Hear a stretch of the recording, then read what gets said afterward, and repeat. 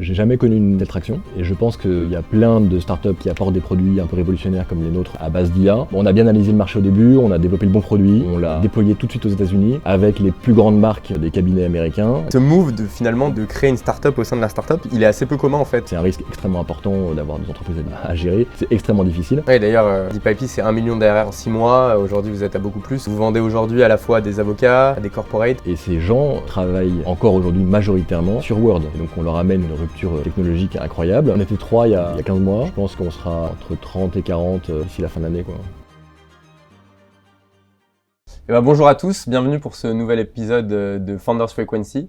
Aujourd'hui j'ai le plaisir de recevoir François-Xavier Leduc, qui est le CEO de DeepIP, le CEO et cofondateur de DeepIP, qui a annoncé sa série A il y a maintenant quelques semaines, une série A de 15 millions de dollars, que Résonance a eu le bonheur de leader aux côtés des fonds historiques, Balderton, Serena et Headline. Alors François-Xavier, c'est un plaisir de te recevoir. Tu vas nous expliquer, mais DeepIP, c'est une véritable révolution dans le secteur des brevets. Vous êtes une startup qui évolue sur la couche applicative de l'IA, donc vous exploitez toutes les technologies sous-jacentes derrière ChatGPT, donc ces fameux LLM, pour aider les avocats en propriété intellectuelle, les corporates, à se protéger plus efficacement, leur innovation. Et vous êtes une entreprise basée entre les US, où toi tu te situes, et la France, où les équipes tech sont basées. Salut François-Xavier. Écoute, merci Maxime de m'accueillir ici. Je suis ravi d'être avec toi, partager un peu d'expérience et l'histoire qu'on essaye de construire avec DeepIP. Super, alors est-ce que je peux te proposer de te présenter pour commencer ? Écoute, moi je suis entrepreneur depuis, commencer même avant ça, moi j'ai fait des lettres et de l'histoire. Je suis tombé dans l'entrepreneuriat par hasard en 2007 pendant un stage. On a transformé un problème en un site web qu'on a commencé à vendre avec Édouard Archimbaud, qui est mon associé encore 20 ans après quasiment. Après j'ai monté 2 autres entreprises, donc Doppio la première, Trip and Drive ensuite, Kili Technologies en 2017 et qui existe encore, et DeepIP qu'on a lancé il y a officieusement 15 mois et qui en fait a quelques semaines d'existence parce qu'on l'a spin-off de Kili Technologies. Voilà. Et donc je vis aux États-Unis depuis 3 ans, où j'ai déménagé pour développer l'activité de Kili et ensuite maintenant DeepIP. J'ai 3 enfants, plutôt en bas âge, donc voilà, entrepreneuriat, vie de famille, c'est une vraie aventure et c'est ça ma vie. Voilà. C'est super intéressant, donc tu as commencé par un cursus de lettres, il y a assez peu finalement d'entrepreneurs de la tech, je pense que tu es le premier que je finance qui a un cursus de lettres. Comment t'en es venu à monter des entreprises dans la tech ? Est-ce que c'est vraiment la rencontre avec Édouard qui a un profil technique ? Je pense que les lettres, les humanités développent un esprit très différent des esprits d'ingénieurs, qui ont une vision du monde très complémentaire en fait des ingénieurs. Je suis tombé dans le digital très tôt par hasard en développant un premier site web. Et en fait, j'ai ensuite toujours évolué au contact d'ingénieurs, et donc j'ai appris à comprendre leur langage, à leur parler. J'ai appris à coder aussi pour être capable d'avoir des vraies discussions. Et avec le temps, en fait, je suis devenu comme un poisson dans l'eau auprès des ingénieurs. Je suis très à l'aise avec leur mode de pensée. J'aime beaucoup le pragmatisme et l'efficacité de l'univers de la tech quand même. Alors sur tes 2 premières boîtes, Doppio et ensuite je crois que c'était Trip and Drive, tu peux nous en dire un peu plus ? Ouais, carrément. Doppio, donc c'est 2007-2008. Donc c'est l'ère c'est l'émergence de la big data. Il n'y a pas d'écosystème startup, donc on est vraiment une des premières startups digitales en France à ce moment-là, dans ce domaine-là. Et avec Édouard, on a l'idée d'utiliser les techniques de trading algorithmique qu'il met en place pour prendre des décisions rapides sur les marchés financiers et de l'appliquer aux séries de ventes pour être capable d'améliorer la qualité des prévisions de vente. Voilà. Et en fait, on fait ça en 2007. le marché est totalement immature, le cloud n'existe pas, on propose aux entreprises de mettre leurs données dans le cloud, c'est des discours souvent ubuesques. Et on arrête l'entreprise 2 ans après, parce qu'on est en fait 5, 6, 7 ans en avance de phase du marché. Et je pense que c'est l'apprentissage le plus important, c'est qu'en fait avoir raison trop tôt, c'est avoir tort. Il faut savoir comprendre, sentir le marché, le time to market, pour adapter le produit qu'on lance à l'émergence du besoin sur le marché, quoi. Voilà. Et après Trip and Drive, c'est 2012, 2013, c'est la mobilité, c'est la révolution de la mobilité dans le cadre de BlaBlaCar. Et donc on développe un service de partage de voitures sur les zones de flux, donc les aéroports, les gares, qu'on développe très bien pendant 4 ans. On doit vendre la boîte en catastrophe parce qu'un fonds nous plante après avoir signé une term sheet à 10 jours du closing. Et donc on vend l'entreprise en catastrophe à une filiale de PSA. Et je pense que l'apprentissage que j'en retire, c'est que transformer les usages, c'est très très difficile. C'est vraiment un enjeu. C'est vraiment très difficile.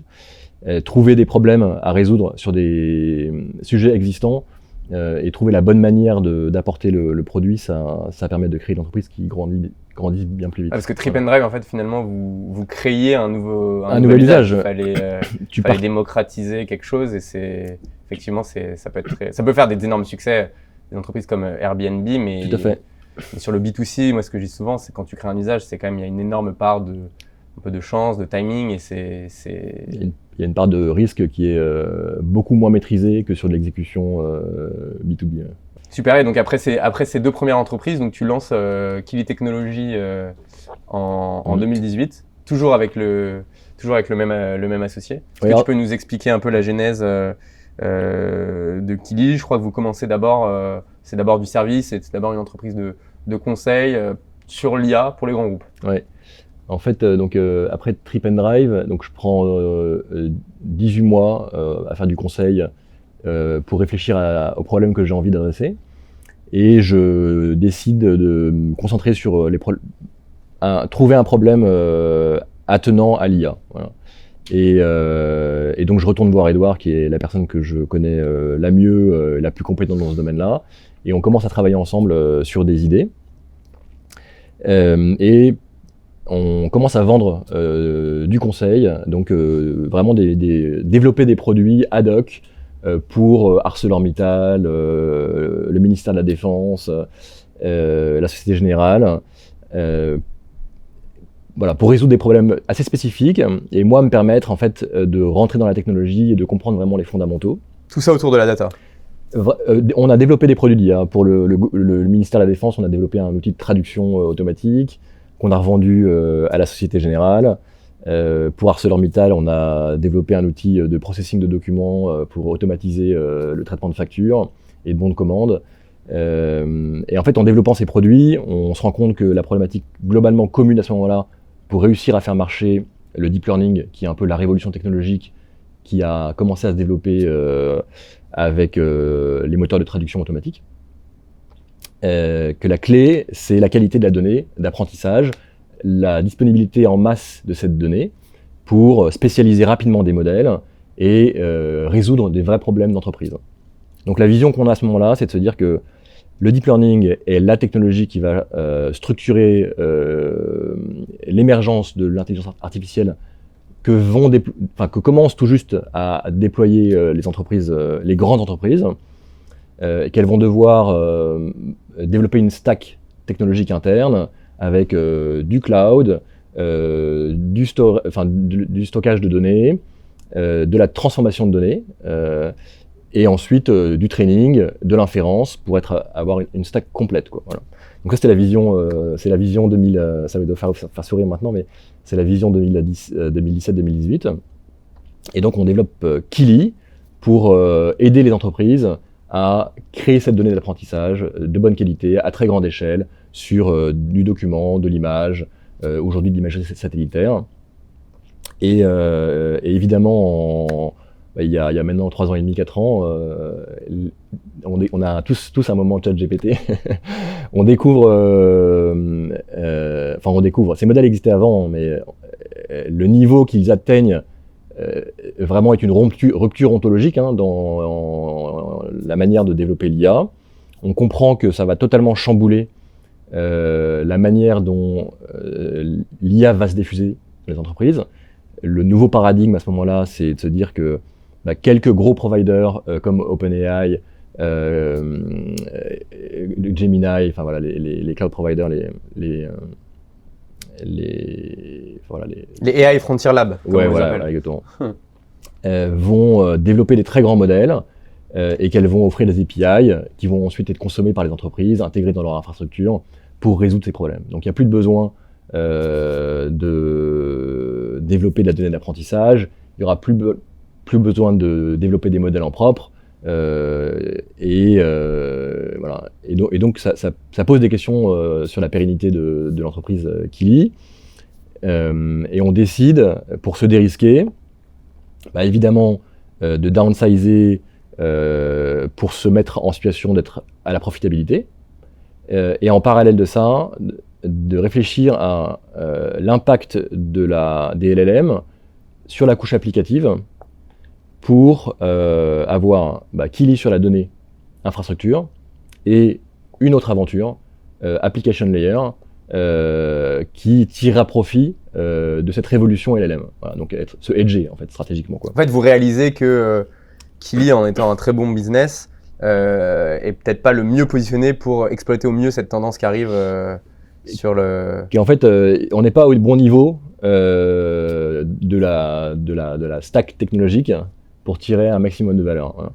Même si depuis la sortie de ChatGPT, sans trahir trop de confidentialité, Kili s'est super bien développé et il y a peut-être moins de corporates qui, on va dire, annotent de la donnée, mais derrière, tous les AI Frontier Labs, dont certains sont clients de Kili, eux dépensent des gros budgets d'annotation. Oui, voilà, exactement. Et en fait, ce qui s'est passé, c'est que, comme toujours, le marché mute, et donc on a adapté le service de Kili à cette mutation de marché. L'entreprise est rentable, se développe de manière maîtrisée, et on s'est retrouvé dans une situation assez géniale, quoi, d'avoir un business sain qui se développe et d'avoir une nouvelle activité, donc DeepIP, qui a l'ambition de révolutionner la manière dont la propriété intellectuelle est opérée et réalisée au quotidien par les plus grandes entreprises du monde, et d'avoir une traction sur cette activité extrêmement forte, parce qu'on a on a bien analysé le marché au début, on a développé le bon produit, on l'a déployé tout de suite aux États-Unis, avec les plus grandes marques des cabinets américains. On a très vite travaillé avec eux. Et peut-être avant de revenir sur DeepIP, ce move finalement de créer une startup au sein de la startup, il est assez peu commun en fait, parce qu'en plus tu avais levé des fonds, tu as des investisseurs, donc t'es plus toi, ton cofondateur Edouard et une petite équipe. Il faut que tu emmènes avec toi autant tes équipes que tes investisseurs, tes shareholders, puis tes clients peuvent peut-être te poser des questions. Comment ça s'est fait? Est-ce que tu peux au début, j'imagine que déjà rien que sur une fois que vous avez identifié que le secteur de l'IP était un bon secteur vertical où les LLM allaient avoir un impact, comment tu fais pour embarquer tout le monde? En fait, moi je travaille de manière très proche avec mon board et de manière très transparente. Donc on a au fil du temps développé des relations de confiance où on partage nos idées au rythme auquel on les structure, et on échange de manière très ouverte avec le board, et on communique en interne de manière aussi extrêmement transparente, très honnête, en partageant nos difficultés, nos idées et ce qu'on essaye de faire. Voilà. Et en fait, on a fait ça de manière continue, et donc les choses se sont faites de manière assez progressive. Évidemment, il y a des risques, évidemment, il y a des décisions qu'il faut parfois forcer, pousser, mais les choses sont rétrospectivement très très très bien passées. Et je pense que la raison principale, c'est la clarté de la communication régulière en confiance, à la fois avec les équipes internes et le board. Et après, je dois reconnaître que, je suis reconnaissant que le board nous ait permis de le faire, parce que c'est effectivement pas du tout classique. C'est un risque extrêmement important d'avoir des entreprises à gérer. C'est extrêmement difficile. Aujourd'hui, je suis en train de transitionner le management de Kili pour justement pouvoir me concentrer sur DeepIP. Mais à refaire, je le referai sans aucune hésitation. Ouais. Et sur le choix, donc c'est-à-dire que l'approche a été de se dire, ok, on va trouver une verticale sur laquelle les LLM ou en tout cas l'IA générative va avoir un impact.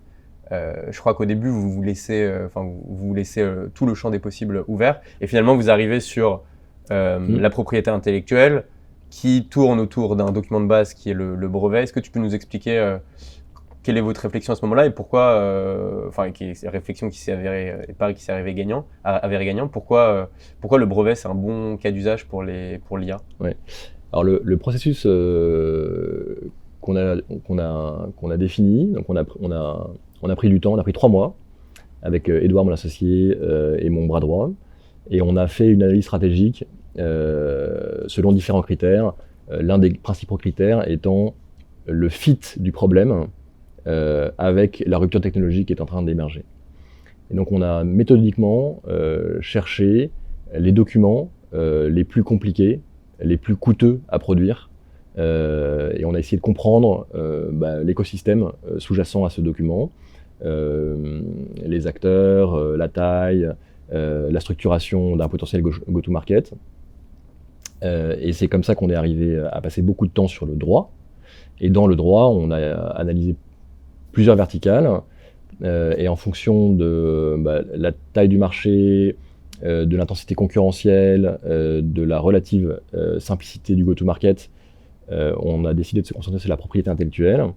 Et à chacune des étapes, on avait des conversations avec beaucoup de gens. Donc on faisait de l'outreach pour tester un peu l'idée, le problème.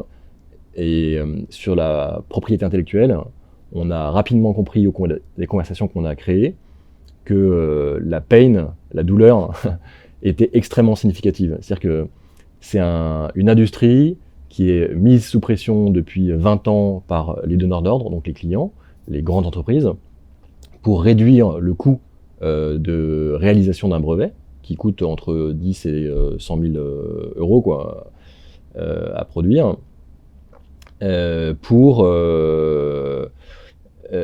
donc être plus productif, être plus compétitif, quoi. Et ces gens travaillent encore aujourd'hui majoritairement sur Word, à la main.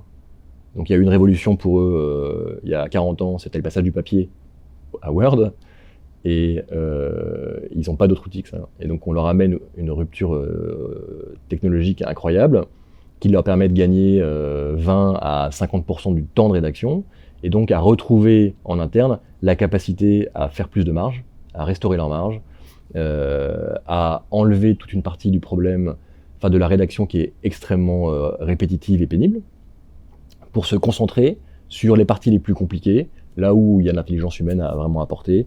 Voilà. Et après, peut-être pour revenir sur la propriété intellectuelle, on se dit brevet, ok, so what? Je pense que c'est intéressant de se poser un peu sur ce que c'est que la propriété intellectuelle. La propriété intellectuelle, en fait, c'est la capacité de quelqu'un, d'une entreprise, à protéger son invention, sa créativité, et à créer du profit sur cette invention.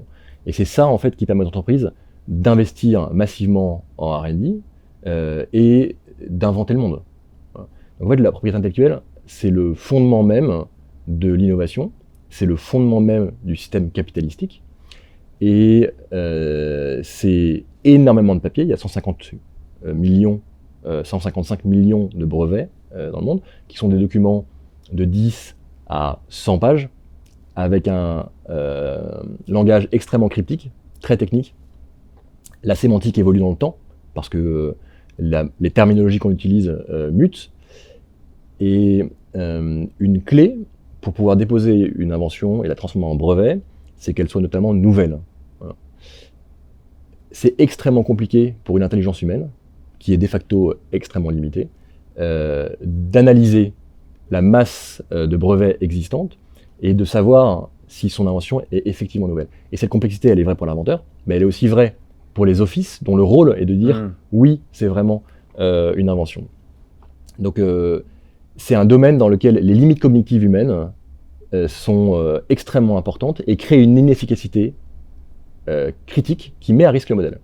Parce que, en fait, accepter de donner un brevet sur une invention qui n'est pas nouvelle, ou qui est marginale, qui est mal positionnée, c'est en fait créer un brevet qui n'a pas de valeur. Parce que dans le cas d'un litige, il sera cassé. Voilà.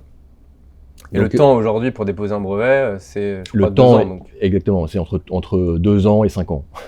Il y a 1 million de brevets, enfin de demandes d'application, en attente à l'USPTO, donc l'Office des brevets américains.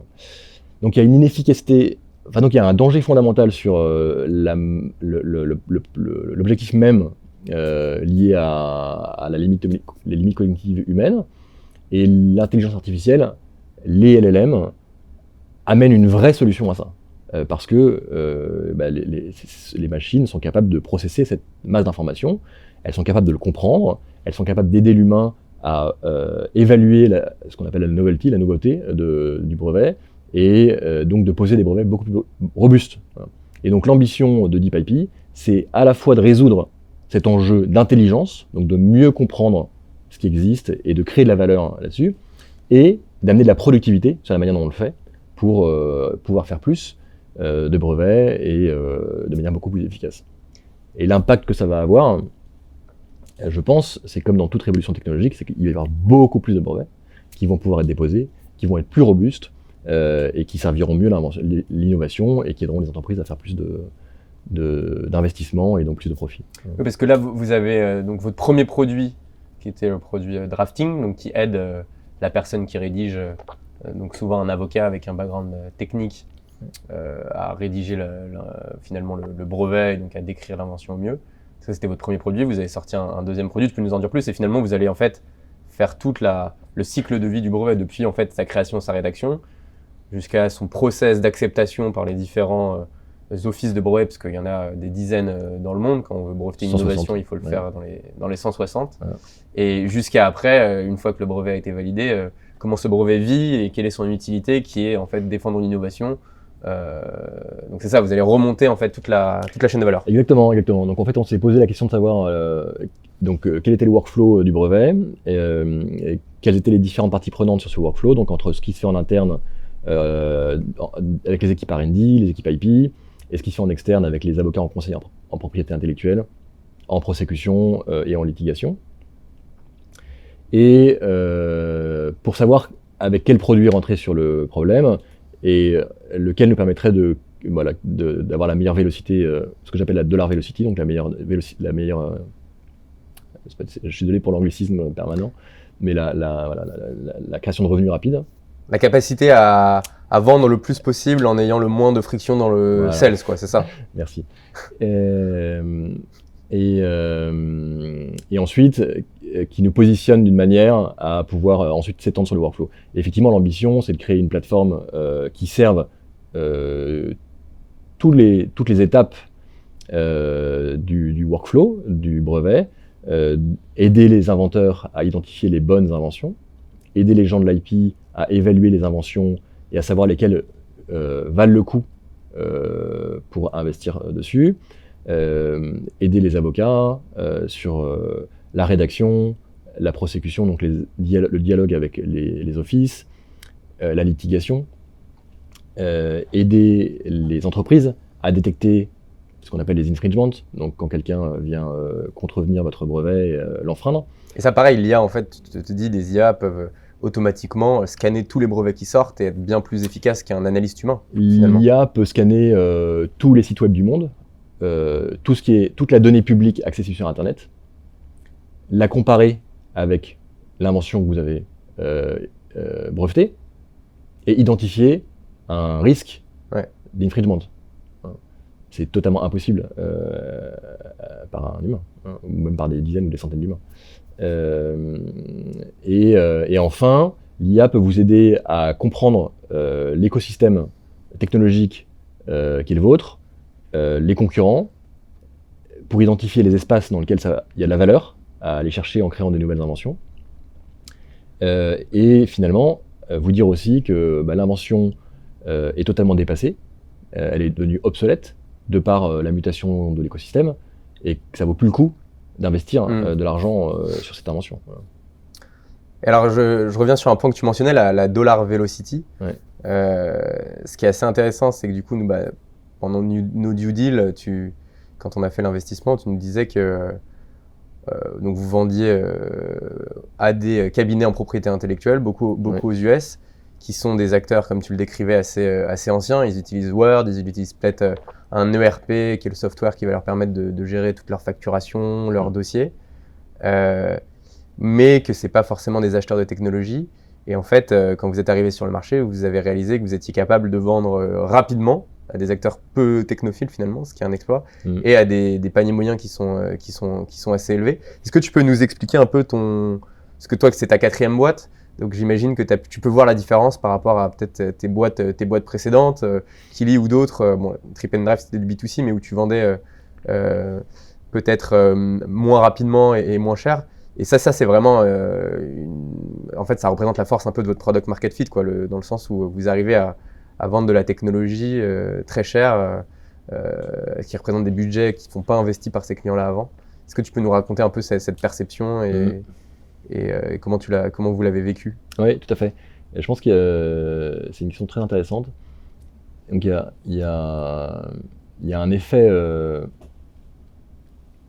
l'ampleur de l'impact de de l'IA est telle qu'elle crée une opportunité pour les entreprises une urgence en fait de tester et de s'adapter, quoi. Je pense que on a tous eu cet instant ChatGPT, on a commencé à poser une question, on s'est dit mais c'est pas possible que ça soit une machine qui nous réponde quelque chose d'aussi intelligent, structuré.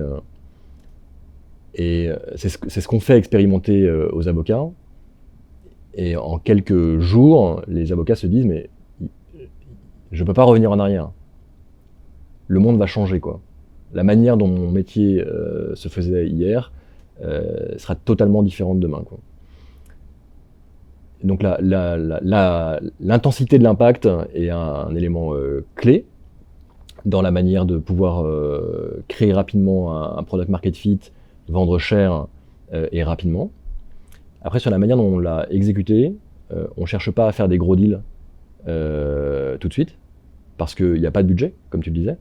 On vient faire de la productivité sur des équipes en place, et donc leur permettre de faire plus de choses pendant le même temps, ou de faire plus avec moins de personnes. Donc on a une stratégie qui est d'embarquer rapidement un petit groupe de users sur lequel on construit le ROI, typiquement 5 personnes, pendant quelques semaines, avant d'expend rapidement. Et donc on a un pattern où on land avec des petits deals, relativement rapidement, et on expand quasiment tous les quarters, 2-3 fois la taille du deal initial, en créant de la pénétration chez nos utilisateurs, enfin chez nos clients, quoi. Donc je pense que c'est l'intensité de l'impact, l'urgence d'aller vers ces technologies, et une stratégie commerciale qui vise à rentrer petit et à leur laisser le temps de créer le ROI, d'en voir les bénéfices, et de déployer la technologie, et donc de créer les budgets, les gains de productivité qui permettent de financer en fait notre outil, quoi. Et une question peut-être classique de VC, mais qu'est-ce qui typiquement empêche une solution horizontale, un OpenAI, un Mistral de créer des produits pour ses avocats ou pour ses professionnels de l'IP, ou dit autrement, à travers le produit DeepIP, comment tu fais pour toujours créer plus de valeur par rapport à des solutions qui sont peut-être horizontales et qui sont agnostiques du brevet? Ouais. En fait, je pense que c'est une question assez régulière. C'est la question de quelle est la valeur de la couche applicative, quoi. Concrètement par rapport au modèle. Même si les modèles évoluent extrêmement rapidement, En fait, la clé, c'est de développer un produit qui est tellement proche de la manière dont pensent et agissent tes clients que chaque amélioration du modèle sous-jacent va accroître la valeur que tu apportes à tes clients, quoi. Et ça, c'est possible parce que on crée des UX et des workflows qui sont extrêmement proches de la manière dont pense un avocat. Un acteur comme Mistral et comme OpenAI n'a pas du tout la capacité à rentrer dans toutes les verticales et à faire cet effort d'adaptation, de transformation de leur technologie au workflow spécifique des gens qui travaillent dans cette industrie. Je vais donner un exemple extrêmement concret. On déploie DeepIP dans Word. Donc l'environnement de travail que connaissent les avocats, c'est Word. Voilà. Il y a des acteurs qui le font sur des plateformes web. En fait, il y a une friction énorme pour un avocat à travailler sur une plateforme web, à faire des copier-coller et à travailler dans Word ensuite. Nous, on a développé DeepIP dans Word, complètement intégré avec les pros et les cons de Word, mais ce qui fait qu'ils ont dans leur environnement de travail leur assistant, et c'est ça qui permet de gagner énormément de temps. Très clair. Aujourd'hui, donc tu le disais, tu es basé aux US, et c'est assez marrant, tu me disais il y a quelques mois que pour toi, en fait, un entrepreneur qui se lance dans l'IA et qui ne serait pas aux US, il y aurait un vrai coup, un coût d'opportunité versus peut-être lancer une entreprise en Europe. Est-ce que tu peux nous détailler un peu ce que tu entends par là et donc toi qui as fait le move aux US il y a quelques années pour Kili, qu'est-ce que tu ressens comme différence business, peut-être d'adoption de l'IA entre l'Europe et les US? Carrément, c'est une super question aussi. Je pense que donc je modère mon propos, ça dépend du problème que tu résous, évidemment. Voilà. Non, mais il y a des problèmes qui sont locaux. Il y a des industries qui sont locales et dont la taille, la nature justifie d'avoir un play local. Voilà. Mais sur un problème qui est global, le marché français, c'est un microscopique marché. Le marché français dans l'IP, c'est 6% du marché mondial. Le marché américain dans l'IP, c'est 50% du marché mondial en valeur. Donc le coût d'opportunité pour un entrepreneur français de créer un produit mondial en ayant un go-to-market français, c'est des acteurs, donc ça a déjà un tout petit marché, et donc il va falloir ensuite aller en Angleterre, aller en Allemagne avec des enjeux culturels go-to-market différents, ou aller aux États-Unis et faire l'effort d'aller aux États-Unis, versus avoir son équipe d'engineering et produit en France, parce qu'on a des ingénieurs qui sont géniaux, qui sont relativement pas chers, et l'effort commercial aux États-Unis, où les gens, globalement, sont beaucoup plus early adopters en termes de technologie, ils prennent des risques plus rapidement, ils font des chèques plus gros, et il y a plus d'acteurs de ce type-là, quoi. Et nous, on l'a vu de manière extrêmement claire, chez DeepIP aussi. On a signé, on a fait des co-développements, des partnerships de co-développement avec 3 des 10 plus grosses law firms américaines dans notre domaine, sans avoir un produit. Juste sur la promesse qu'on allait travailler ensemble pour faire le produit. Donc la prise de risque que ces gens sont capables de faire est colossale, quoi. Et dès qu'on a eu un produit qui fonctionnait, ils étaient d'accord pour nous payer. En France, il a fallu 9 mois avoir un produit beaucoup plus mature pour créer la première ligne de revenus, même si aujourd'hui on a des très gros clients en France aussi, et on sent que la rupture technologique est telle que l'adoption va se faire de manière mondiale à vitesse très très accélérée, quoi. L'Europe a grosso modo, je pense, 12 mois de retard. Parfois plus dans d'autres industries, mais dans notre industrie, il est 12 mois de retard. Mais la vague arrive avec la même intensité. Oui, d'ailleurs, DeepIP, c'est 1 million d'ARR, tu le disais, en 6 mois. Aujourd'hui, vous êtes à beaucoup plus. Comment vous vendez aujourd'hui à la fois à des avocats, à des corporates? Comment tu vois ça va être ça, vos 2 principaux clients? Oui, en fait, nos 2 gros clients, c'est les 2 principaux acteurs de la chaîne de valeur du brevet. Donc, c'est effectivement les grandes entreprises qui déposent beaucoup de brevets. Aux États-Unis, c'est Qualcomm, Google, Meta, voilà. Au Japon, c'est Nokia, voilà. Et en France ou en Europe, c'est Renault, Stellantis, Philips, Co. Et donc le go-to-market le plus évident, le plus concentré, c'est celui des avocats en propriété intellectuelle, parce qu'il y a en gros 100 grosses law firms aux États-Unis qui représentent plus de 50% du marché. Il y a 100 grosses law firms en Europe qui représentent 50% du marché. Et il y en a 50 au Japon, 50 en Corée et 50 en Chine, quoi, voilà, pour faire simple. Et en revanche, tu as toutes les entreprises, toutes les grandes entreprises qui déposent des brevets dans le monde. Et donc on a vraiment un go-to-market concentré sur les avocats, et on est en train de déployer le go-to-market vis-à-vis des corporates, avec une vision beaucoup plus plateforme pour pouvoir les servir voilà, de l'idéation, l'identification des bonnes idées, au pruning, donc la sélection, la décision de maintenir ou ne pas maintenir un brevet dans ton portefeuille. Voilà. Et c'est un système énorme. Tu as plusieurs boîtes, dont une française qui s'appelle Questel, qui sont des entreprises qui font plusieurs centaines de millions de chiffre d'affaires. Ouais. Certaines sont cotées, comme Clarivate. Ouais. En fait, l'IP, c'est un secteur très très gros qui était à la fois, pendant très longtemps, beaucoup avec du software, des bases de données, du service aussi, de la traduction de brevets, de la rédaction. Ouais. Et comment l'IA va transformer un peu cette industrie ? Elle va totalement remettre à plat, je pense, les équilibres. Donc effectivement, il y a 4 grandes entreprises mondiales dans le domaine. La taille de marché du software, c'est de l'ordre de 10 milliards. La taille du service, c'est plutôt de l'ordre de 40 milliards. Donc c'est un marché qui est significatif. Et je pense que l'IA transforme radicalement les besoins à toutes les étapes. Voilà. Donc, typiquement la traduction, avant il y avait des gens qui traduisaient, aujourd'hui tu as des IA qui traduisent avec des gens qui relisent, quoi. Et il ne faudra pas très très longtemps pour qu'il y ait quasiment plus besoin de relecture. Dans la rédaction des brevets, les gens écrivent à la main. Aujourd'hui ils font déjà 30 à 40% de productivité systématique sur leurs brevets. Avec l'évolution des modèles, dans 2 ans ils feront 80%.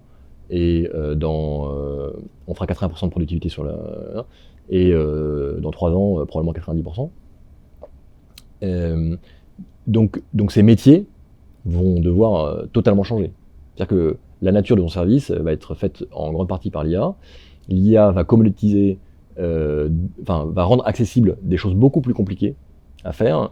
Et donc je pense que toutes ces entreprises de conseil vont faire beaucoup plus de choses beaucoup plus compliquées, et rendues accessibles grâce à l'IA, et vont voir des métiers plus traditionnels disparaître, être remplacés par des IA.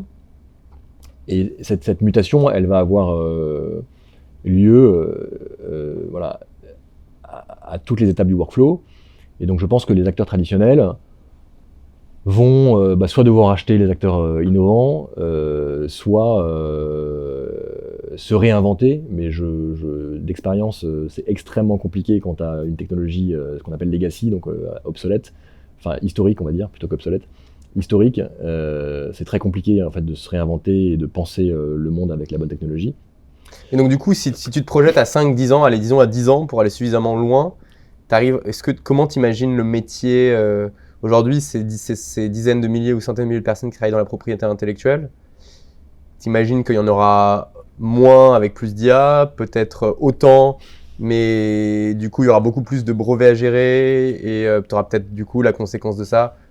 Je sais pas, même une personne pourra déposer un brevet alors qu'avant elle pouvait pas se le permettre parce que le coût du brevet était important, donc le coût va diminuer. Tu auras plus de procès parce que les IA seront capables de détecter dès qu'il y a le moindre infringement avec la moindre innovation publiée sur un site internet, bim, ce sera détecté. Et donc du coup, il y aura les avocats en propriété intellectuelle, les avocats dans ce secteur-là feront plus de procès que de rédaction. C'est exactement ça, ouais.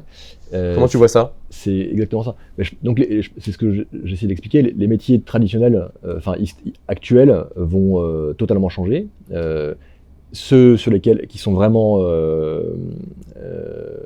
touchés par la technologie de manière la plus impactante vont globalement disparaître, voilà, ou être réduits à leur portion congrue. En revanche, je pense que beaucoup de nouveaux workflows vont émerger, quoi. C'est-à-dire que, comme tu le disais, l'infringement, aujourd'hui, tu es principalement réactif, quoi. Donc, c'est quand on t'attaque que tu vas utiliser ton portefeuille pour contre-attaquer, quoi. C'est assez rare d'avoir une stratégie agressive.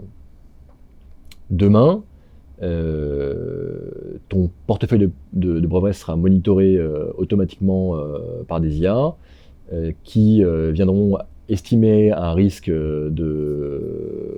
d'infringement. Et les équipes qui avant faisaient de la prosécution ou de la surveillance de rédaction feront de la surveillance d'infringement et donc de la gestion de conflits ou de litiges, on va dire, avec les parties adverses. Donc c'est extrêmement compliqué, personne ne peut savoir s'il y aura moins de personnes qui feront de l'IP ou plus de personnes qui feront de l'IP. Globalement, les tâches vont changer radicalement. Je pense qu'il y aura beaucoup plus de brevets, parce que ça sera rendu beaucoup plus accessible. Des brevets globalement de bien meilleure qualité, qui seront bien mieux protégés, parce que les IA les protégeront. Et donc ça va, je pense, donner énormément de dynamisme en fait. Ça va amener énormément d'énergie dans le monde de la propriété intellectuelle, en ayant beaucoup plus de transactions. Moi, je ne crois pas du tout à la disparition des humains dans le monde de l'entreprise, hein. Parce que si on généralise un peu ces discussions, c'est vrai dans toutes les industries. Donc, je crois beaucoup à la complémentarité aux machines. Globalement, la machine est très bonne sur des tâches sur lesquelles l'humain est globalement moins bon. En revanche, l'intelligence contextuelle, donc savoir que historiquement, tu as déposé tel brevet dans telle famille d'inventions et que la stratégie long terme de l'entreprise, c'est d'évoluer dans telle direction. Savoir que historiquement, les litiges ont été traités comme ça, qu'il faut rédiger tes brevets dans tel sens, que la meilleure stratégie pour pouvoir créer de la défensibilité dans ton portefeuille, c'est celle-ci. C'est l'intelligence contextuelle qui aujourd'hui est totalement irremplaçable. Voilà. Et donc, moi, je pense que là où les humains vont vraiment se développer demain avec l'IA, c'est en complémentarité avec la machine. Et donc, typiquement, c'est amener toute cette intelligence contextuelle, critique, stratégique, long terme, business, très ancré dans le business, pour faire mieux leur métier, quoi. Voilà. Très clair. Peut-être du coup une petite question sur le recrutement, puisque DeepIP, c'est ta quatrième entreprise, tu as recruté en France, aux US. C'est quoi tes principaux apprentissages sur le recrutement? C'est quoi les meilleurs recrutements que tu as fait et souvent ceux où ça s'est un peu moins bien passé, et qu'est-ce que t'en retires? Dans le contexte forcément d'une start-up où tout va très vite. Alors déjà, j'ai fait beaucoup d'erreurs en recrutement. Je trouve ça très difficile le recrutement. C'est vraiment un enjeu extrêmement stratégique. Et globalement, les apprentissages que j'en ai fait, c'est qu'il faut recruter lentement. Je pense qu'un des bons conseils, donc en startup, on a envie d'aller très vite, on lève des fonds, on a une grosse pression pour que la top line accélère. Et paradoxalement, si on n'est pas extrêmement solide sur ses bases, si on n'est pas extrêmement attentif à la qualité des gens, tant sur le plan, je dirais, professionnel, que sur l'alignement des valeurs, la culture, ce qu'on appelle la culture, qui est un mot parfois un peu mou, un peu diffus. Mais si en fait on n'est pas extrêmement clair sur qui on est, ce qu'on veut pour l'entreprise, quelles sont nos valeurs, qu'est-ce qu'on attend, qu'est-ce qu'on cherche spécifiquement chez les gens qu'on fait rentrer, et si on ne cherche pas à détecter l'alignement avec les valeurs de ces personnes tout au long de leur vie au sein de l'entreprise, donc vraiment de la chasse, l'interview initiale par le recruteur, l'évaluation de la période d'essai, le cycle de performance, en fait on recrute des gens rapidement qui ne sont pas tout à fait alignés avec nos valeurs, et le coût en fait de ces gens in fine au sein de l'organisation, il est colossal parce que tu vas t'en séparer, et ça aurait été beaucoup moins coûteux de prendre un peu plus de temps, de t'assurer que les gens fit bien avec les enjeux. Et tu parlais peut-être d'erreurs que tu as faites, parce que tu as fait beaucoup de recrutement, c'est normal d'avoir des erreurs. Ouais. Tu as par exemple des cas un peu concrets où tu as pris un profil et en fait c'était pas forcément pour les bonnes raisons. Tu parlais peut-être de la culture de DeepIP. C'est quoi la culture de DeepIP et qu'est-ce que tu as les cas où ça s'est un peu moins bien passé, et qu'est-ce que tu as réalisé et pourquoi en fait, et comment tu l'as compris? C'est vraiment c'est typiquement des gens qui n'étaient pas tout à fait alignés avec les valeurs. Tu vois. Donc les valeurs de DeepIP, concrètement, c'est la capacité à apprendre très rapidement, quoi, parce que le monde change extrêmement vite et on a besoin d'apprendre extrêmement rapidement. C'est l'ownership, donc on veut des gens qui sont extrêmement doueurs, qui arrivent, qui prennent les choses en main et qui laissent pas un carreau cassé, quoi, par exemple. C'est le pragmatisme, donc on veut des gens qui agissent avec relativement peu de moyens, de la manière la plus efficace possible. On veut des gens qui travaillent en équipe, donc, qui sont relativement bienveillants vis-à-vis des autres, qui savent que être bon, c'est pas être bon tout seul, c'est être bon ensemble, et qui ont du plaisir à prendre du temps pour aider les autres. Hein. C'est les 4 valeurs les plus fondamentales chez nous. Et en fait, historiquement, dès qu'on a pris des gens qui n'étaient pas tout à fait alignés avec ça, c'est des gens qui ont mal grandi dans l'entreprise. Je pense qu'une des clés de succès, c'est de prendre dans nos types d'entreprise, c'est de prendre des gens jeunes. Moi, mes meilleurs recrutements, c'est quasiment des stagiaires extrêmement intelligents, à qui on a donné des responsabilités très tôt extrêmement importantes et qui en fait ont révélé leur potentiel grâce à ça. Et je pense que les erreurs les plus importantes, c'est des gens trop seniors, trop capés, qui ont beaucoup de mal à s'adapter à la qualité d'exécution, à la vitesse d'exécution, à l'agilité dont on a besoin dans une entreprise comme la nôtre, quoi. Voilà.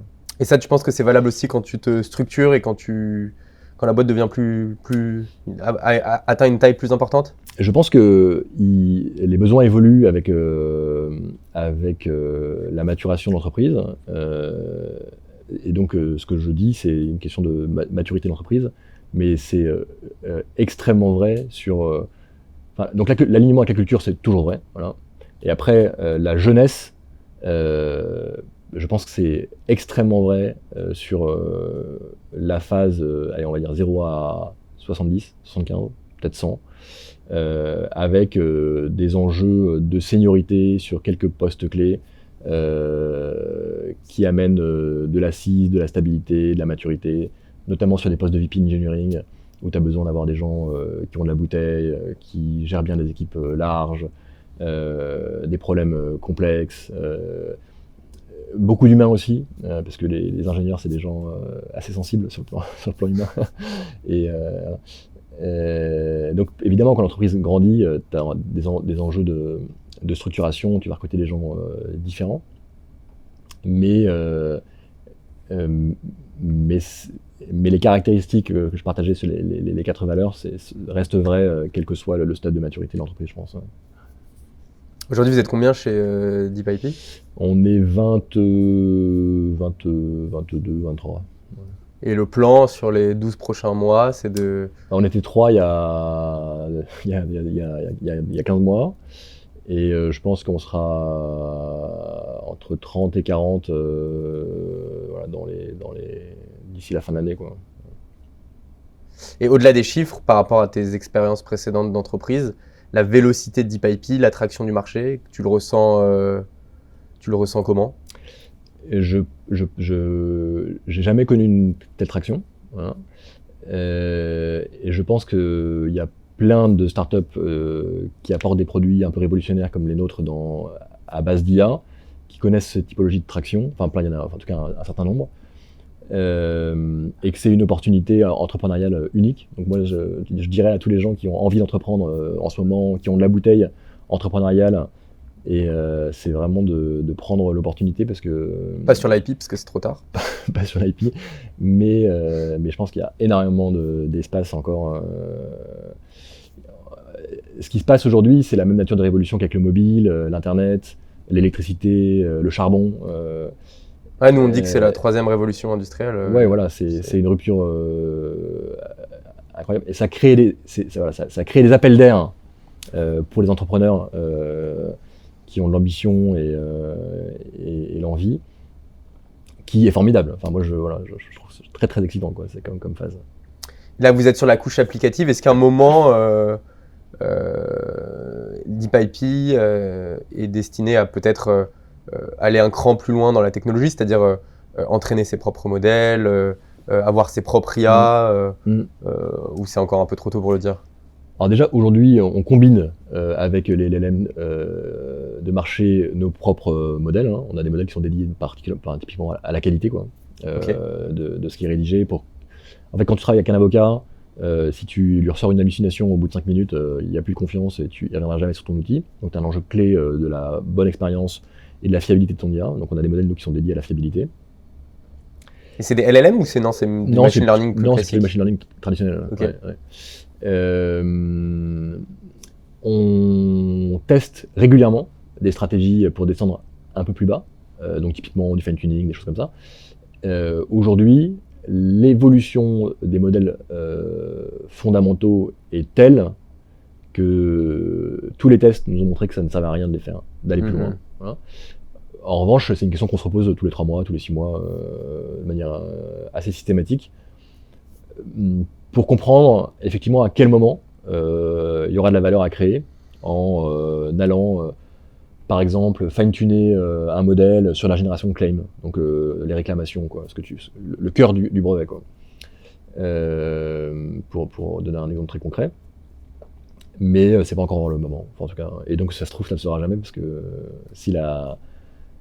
Enfin, j'ai écouté le VP, le CTO de Microsoft hier dans un podcast, et il lui disait qu'il voyait pas de limite au scaling, il voyait pas de limite au scaling laws, quoi. Donc en gros, il pense que les modèles fondamentaux vont continuer à s'améliorer au même rythme que ce qu'on a vu pendant les 3 dernières années. Ok. Parce qu'il y avait quand même des discussions il y a 6 mois où on disait que c'était en train de plateau, mais finalement ça repart peut-être. Exactement. En gros, lui, ce qu'il dit, c'est qu'aujourd'hui, il voit pas de limite à ce qu'on appelle les scaling laws, donc voilà, plus de compute, plus de données, de meilleure qualité, amélioration des modèles, quoi. Voilà. Super, bah écoute, merci François-Xavier. Avant de te quitter, je te propose de jouer au dernier jeu de ce podcast. Donc je te pose quelques questions et puis tu me réponds par ce qui te vient en tête immédiatement. Ouais. Si tu pouvais dîner avec la personne de ton choix, vivante ou décédée, tu choisirais qui? Alors, je choisirais, je pense, en ce moment, je choisirais Peter Thiel ou le général de Gaulle. Ok, pourquoi? Rapidement, le lien entre les deux. En gros, Peter Thiel, c'est quand même quelqu'un qui a une idéologie technocratique qui influence beaucoup ce qu'on voit, ce qui se passe aux États-Unis, hein, donc Trump, Musk, tout ça. Et c'est un peu la personne discrète, mais qui est extrêmement influent idéologiquement, sous-jacent. Et donc j'aimerais bien comprendre mieux son idéologie.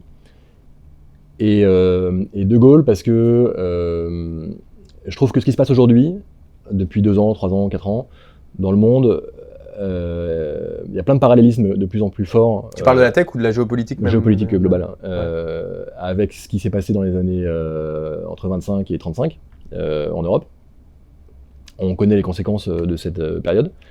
Et c'est quelqu'un qui a eu une clairvoyance de pensée et le courage de prendre des positions incroyables, parce que il était seul contre un gouvernement no one, quoi. Et je trouve qu'avoir cette clairvoyance, j'aimerais bien avoir cette clairvoyance et donc comprendre comment est-ce qu'il l'a construite. Voilà.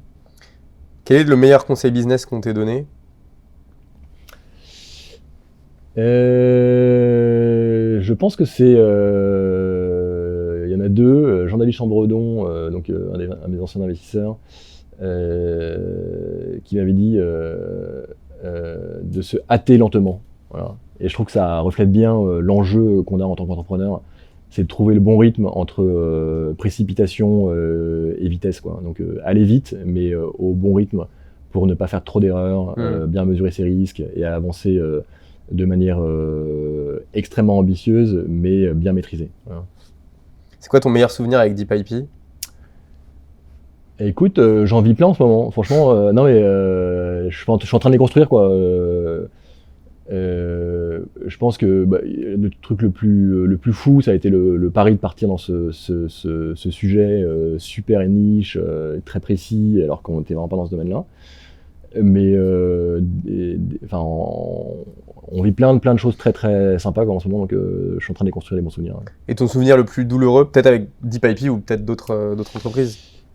Ouais, avec Kili, c'est la prise de conscience qu'on a overscalé et que le go-to-market suit pas. Voilà. Et qu'il va falloir downscaler. Et donc là où tu as dû passer par quelques licenciements.